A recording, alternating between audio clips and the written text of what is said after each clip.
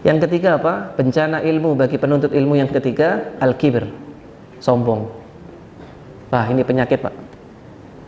Penyakit. Kadang kita baru ngaji 1 tahun, 2 tahun di hadapan para ustadz, kemudian kita sudah mulai meremehkan teman-teman yang baru ngaji. Ya kan? Antum junior, duduknya belakang ya. Meskipun memang dalam tradisi menuntut ilmu zaman dulu, para salafus soleh itu memang murid-murid yang sudah lama ngaji memang dianjurkan duduk di depan dengan harapan apa? Biasanya ditanya dan seterusnya. Dan juga biasanya untuk menghormati mereka. Akan tetapi mereka tidak pernah merendahkan orang yang duduk di belakang. Bukan merendahkan orang yang duduk di belakang. Karena banyak orang-orang yang kemudian lebih condong untuk duduk di belakang supaya nggak dikenal orang. Yang jelas bukan karena ingin sandaran ya, bukan itu. Tapi tidak apa-apa Pak, sandaran juga nggak apa-apa. Yang penting nggak ngantuk gitu aja. Sehingga apa jamaah sekalian rahimakumullah, ada sebagian ulama yang memang kalau hadir di majelis taklim itu kemudian menutup wajahnya, nggak pengen dikenal orang. Karena ini ulama yang lain sedang ngisi pengajian, dia duduk di belakang. Selesai pengajian dia pulang, selesai. Subhanallah. Itu hanya sekedar untuk menjaga keikhlasan. Nah, kibir ini bahaya. Karena kalau orang sudah ada penyakit kibir di hatinya, nggak akan masuk surga. Kita merasa lebih hebat saja dari teman kita yang mungkin baru pertama kali ngaji, baru 2 kali pertemuan, kita merasa seolah-olah kita sudah merasa paling hebat.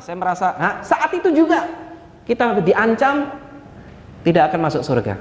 Sebab Rasulullah Shallallahu Alaihi Wasallam mengatakan, la yadkhulul jannah man kana fi qalbihi mithqal dzarratin min kibir. Tidak akan masuk surga orang yang di hatinya ada seberat zarrah dari perasaan sombong. Kecil saja sombong, Allah nggak akan masukkan kita ke surga. Apalagi sampai melakukan kesombongan yang paling buruk, paling dahsyat. Apa itu? Kata Rasulullah, al-kibr batarul haq wa ghamtun nas. Menolak kebenaran dan meremehkan orang lain. Halah, dia kan baru ngaji, saya kan sudah senior, sudah banyak makan garam. Apa yang terjadi? Marah-marah, darah tinggi. Kenapa banyak makan garam? Kan biasanya begitu kan, sombong banget gitu kan. Jangan, tidak perlu seperti itu. Demi Allah, semakin kita belajar agama dan semakin tawadhu, teman-teman yang baru ngaji akan semakin sayang dan cinta sama kita. Tapi kalau kita sudah baru ngaji, sudah lama belajar ilmu agama, sudah lagaknya sudah seperti mufti, lalu kemudian seperti nggak kenal sama orang kanan kiri, datang kemudian diam, berusaha menjaga wibawa dan seterusnya, yang dia buat-buat itu semuanya bukan tampil karena keikhlasan, apa yang terjadi? Yang terjadi orang tambah nggak simpatik. Apalagi ada yang datang kemudian macam-macam lah sifatnya. Kemudian setelah itu pergi lagi seperti orang yang minta dihormati dan lain sebagainya. Nggak perlu seperti itu. Tidak perlu seperti itu.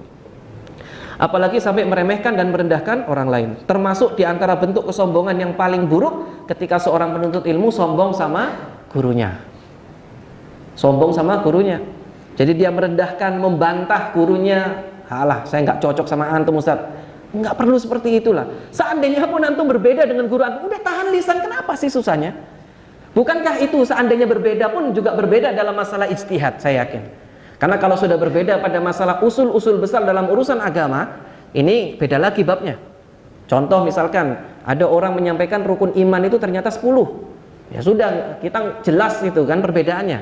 Tapi kalau kemudian sama kaidah-kaidah dasar beragamanya, usul-usul agamanya sama, dan kemudian berbeda pada perkara-perkara yang sifatnya ijtihad, maka apa yang terjadi? Udah sabar. Seandainya pun kita berbeda dengan guru kita, nggak ada masalah. Nggak usah kita pamer-pamer. Ustaz, anak beda loh sama antum sama ini. Nggak perlu seperti itu. Nggak perlu. Kenapa? Udah amalkan apa yang antum yakini. Karena mungkin antum condong kepada pendapat ulama yang lainnya, silahkan. Tapi nggak usah merasa diri seperti apa lebih hebat dari guru kita. Fatwa saya lebih kuat ini Ustaz, argumentasinya. Antum apa? Lah itu nggak perlu.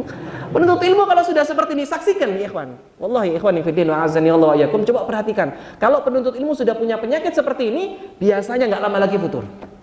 Antum perhatikan nanti. Mereka-mereka yang punya kebiasaan seperti ini, perhatikan, tidak lama lagi pasti dia akan futur. Kenapa? Itu adalah azab karena dia telah melecehkan dan merendahkan kehormatan ulama. Antum perhatikan saja. Nggak lama, 1 tahun, 2 tahun dia bertahan, 3 tahun futur pasti. Kenapa? Karena hukuman bagi mereka yang melecehkan ulama, Allah kasih azab sebagaimana perkataan Ibnu Asyakir, dengan matinya hati sebelum matinya jasad. Orang kalau sudah matinya hati, sudah selesai. Pengajian sudah nggak mau hadir, ini nggak mau hadir, dengan alasan-alasan yang dia buat-buat, yang dia nggak paham kaidahnya apa. Sering terjadi kan itu. Itu bencana. Kibir, merasa dia lebih hebat daripada gurunya. Sama seperti kata-kata penyair, yaitu yang menyebutkan u'allimu rimayata kulla yaumin falamastadad ramani. Aku ajari dia memanah setiap hari, begitu pinter saya yang dipanah, gitu kan. Iya kan? Setiap hari dia belajar Iqra dulu sama ustadznya, belajar tahfidz sama ustadznya, kemudian juga belajar tahsin sama ustadznya, belajar akidah, usul, fikih, semuanya. Begitu pinter, ustadznya dihabisin, kehormatannya dijatuhkan. Yang mungkin dia sendiri nggak paham, ilmunya belum sampai. Kan sering seperti itu. Karena baru secomot belajarnya, lalu apa yang terjadi? Yang terjadi setelah itu apa? Merendahkan gurunya. Padahal bisa jadi ada ilmu yang kita belum sampai, yang guru kita sudah sampai pada tataran itu.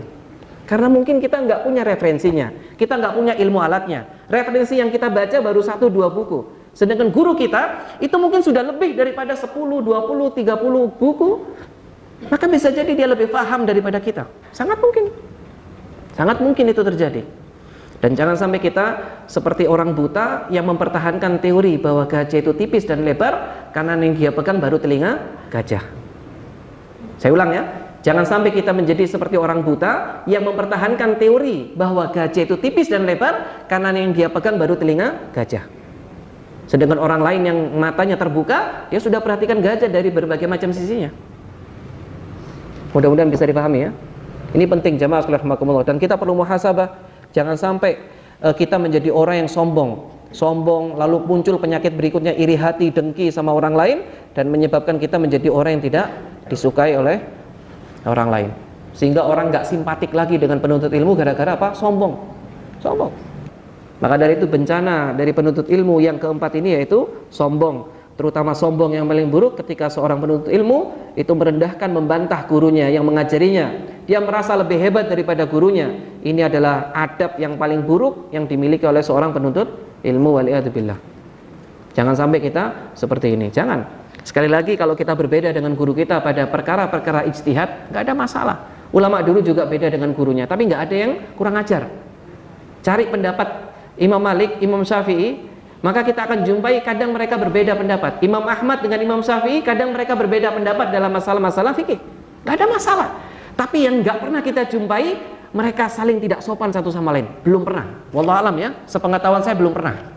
Kalau antum pernah baca riwayat menyebutkan Imam Syafi'i ribut sama Imam Ahmad sampai kemudian setelah itu saling mencela satu sama lain, ya wallahu alam, saya nggak pernah tahu itu. Mungkin karena keterbatasan buku yang saya baca. Tapi setahu saya mereka tetap beradab, kendati pun berbeda. Nah kadang kita ini ambil perbedaan ulama, tapi nggak belajar bagaimana adab mereka ketika berbeda. Itu yang bahaya. Dan bahayanya akan berdampak kepada diri penuntut ilmu itu dan pada lingkungan sekitarnya. Ini jamaah sekalian rahimakumullah.